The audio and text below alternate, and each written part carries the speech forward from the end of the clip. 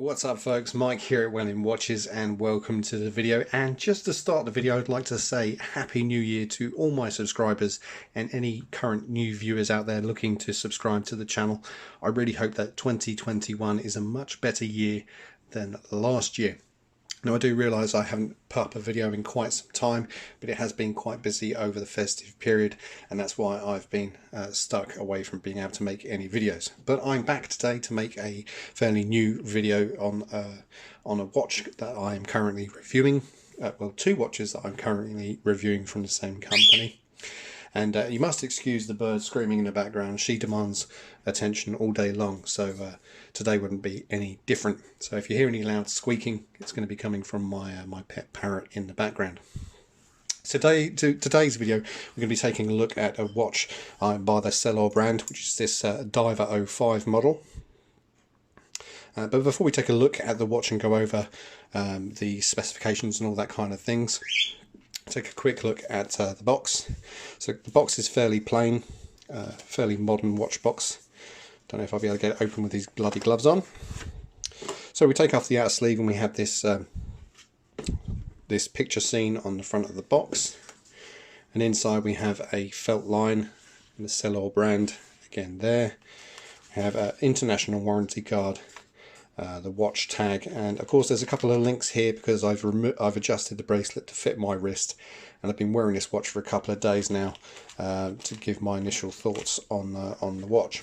So that's the box. It's nothing fancy. It would have been nice to see some sort of history about the SELHOR brand included on the box, either on the back or inside on a card, but there's absolutely no information on the box.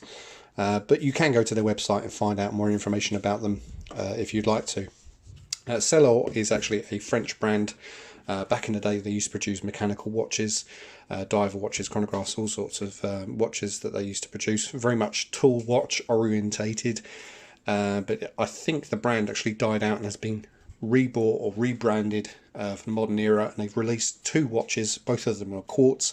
One is this Diver 05 model, and the other one is a chronograph model. I will also be reviewing and covering the chronograph model here on the channel, so be sure to come back and check out for that video. So the box aside, this is a diver model produced by the SELHOR brand, and it's supposed to represent a modern reinterpretation of some of their older mechanical dive watches that they used to produce. This particular model has a sandy brown coloured dial with salmon coloured lume and polished hands. So we're going to go over the specs of the watch first. The width of the watch is 42mm. It's 10.8mm thick, so it's actually quite thin. The lug width is 20mm, so great if you wanted to put your own strap on it. A very popular size, 20mm, and the lug to lug width is 49mm, so it sits quite snug on most wrists. Now the band itself is a bracelet. It's a fairly common bracelet design, and the full length of the band is 185mm, not including the watch head, and this can be easily reduced, as you could see from the links that were included in the box that I've removed. And I will be doing a video on how to adjust the links on bracelets such as this in a future video. So the bracelet is full stainless steel. It comes with full solid end links and a standard fold over clasp. It is a quartz movement inside, but it's a Swiss quartz movement, a Ronda 763, I believe the quartz movement is. So it's a time only, no date feature on this, but that's perfectly fine. I do prefer to have a date on a watch, but it's not a big problem on this watch, and actually, given the design of the watch overall, I think a date might actually ruin the symmetry of this particular dial. So that's not a problem. Simple time only slender dive watch. So the case is all stainless steel. We have a stainless steel bezel with aluminium insert and a lume fill within the insert itself. Now don't go expecting great lume things or the kind of luminosity that you'd get from, say, a Seiko diver. The lume isn't that great on the bezel, but it is there. It is functional to a certain degree, but don't expect massively bright lume in comparison to, say, a Seiko. Let's see if we can turn the light off and pick up some of the lume using a UV pen. we'll just charge up the lume so you can get a general idea. So this would represent what it would be like after it's come out of some direct sunlight. So as you can see there is lume in the bezel itself as well as the indices in the hands. But it quickly fades, so it's not quite the same as, say, a Seiko diver. Let's turn the light back on there. So the glass is mineral glass, but it's sapphire coated, which gives it a little bit of extra scratch resistance. The bezel is 120 clicks all the way round. It's very easy to turn, and the grip is absolutely superb. Probably one of the easiest to grip bezels I've ever come across. It's a really slender profile, but the teeth are really quite prominent, so it makes it really easy to grip, not just with gloves on, but with bare fingers as well. So it has a really nice action. Probably a little too easy for some people, can be quite easily knocked, but it's really not that bad for the price point of this watch. The price of this watch is currently $215, which is about £160 here in the UK. And given the quality of the overall watch, as we'll go through, this is a really good price in comparison to the quality of the watch itself. So as I said, it has a mineral glass with a sapphire coating, fully rotating bezel with a luminous insert. It has a stainless steel screw down crown for water resistance to 200 meters. It has, well, on this particular model, it has a salmon coloured lume fill, which is luminous, but probably not quite as bright as standard C3 or BG9 type lume, but it's still pretty functional. And night visibility is not too bad, despite the lume, because the hands are polished. See if we can bring that up in the video. If we could focus, as you can see, the hands are polished, so at night, if you turn the watch slightly and catch even the slightest bit of light, you can tell the time. And the other great thing about these hands is they're very different, so they're very easy to distinguish between the two. You have one which is short and the other one which is long, and the massive triangle arrowhead at the end, which makes telling time really easy. The dial finish itself is quite nice. It's like a sandblasted type finish. And this is a khaki brown sand kind of colour, but they do a black version as well, which is also quite nice. And I think there's only 2 colour variants at the moment, but both of them are quite nice. But I've gone with the sand coloured one here. So it has polished sides, including the bracelet. It has a polished case back, but we'll get to that. And it has a satin finished top, including the bracelet, with the exception to the mirror polished center links. The links are held in place by simple pins, so you would push these out using the appropriate tool, and I'll be showing a video on how to do that. It's not a super cheap bracelet, but it's not a super expensive bracelet either. But the one thing that I can tell you for sure, having worn this for several days, is the bracelet is really comfortable. I have a £90 diving bracelet on one of my other watches, and it's nowhere near as comfortable as this, which is quite surprising given the price of that bracelet.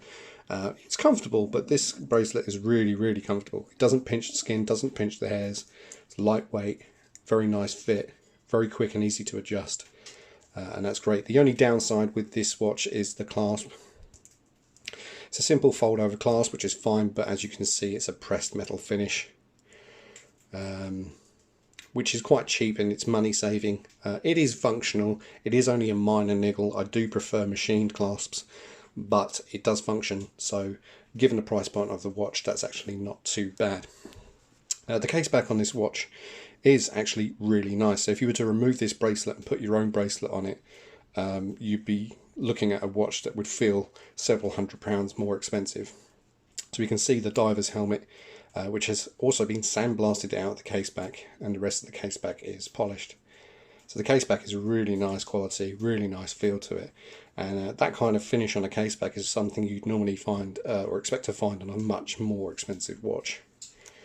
Similar to Certina watches, where they have the turtle etched into the case back. So they've taken some ideas from other brands there, which have worked well. You've got to remember, this is a watch which is £160 or $215 marked retail price, which is really good. value for money.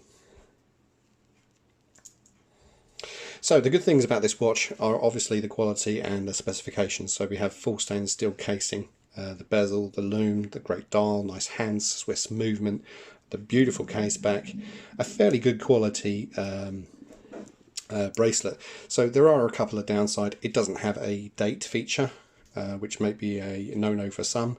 The bezel can be easily knocked. Again, a very minor niggle.